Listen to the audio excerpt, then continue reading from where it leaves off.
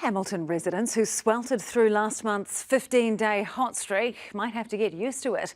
New research shows long spells of soaring temperatures will become increasingly common, and experts worry not enough is being done now to protect vulnerable groups from a hotter future. Grace Thomas reports. Sun's out in Christchurch and St Patrick's Day celebrations in full force. Cheers!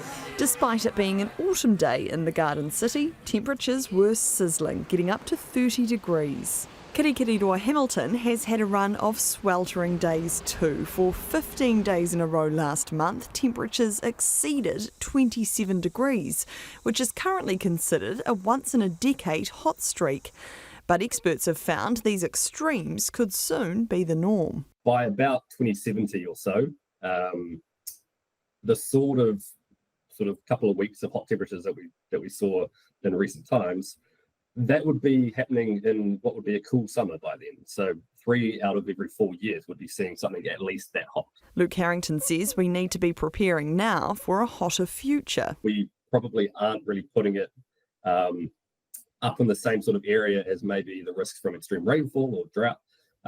But these hot events are going to be coming around a lot more rapidly in the future, and we've got to start preparing accordingly. Whenever there are heat waves, there are increased numbers of people who end up in hospital, and then there are excess deaths that happen.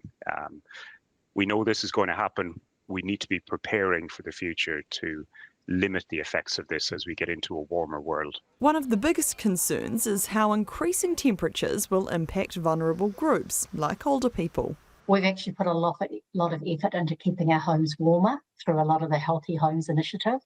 And we really haven't thought much around what happens as things get warmer and the ability of people to get some of the things that are really important, like cool air. There are calls for the government to introduce maximum heat standards for aged care facilities. Probably want to introduce something into legislation, particularly the building code, about how hot are we willing to allow buildings, particularly for the aged care sector, indoor temperatures to get in the peak of summer. There's no regulation around that at the moment. It's not just our ageing population that's of concern though. People are very young, people have pre-existing medical conditions like cardiovascular disease, people are maybe on psychoactive medication. These are the people that are increased risk from heat stress.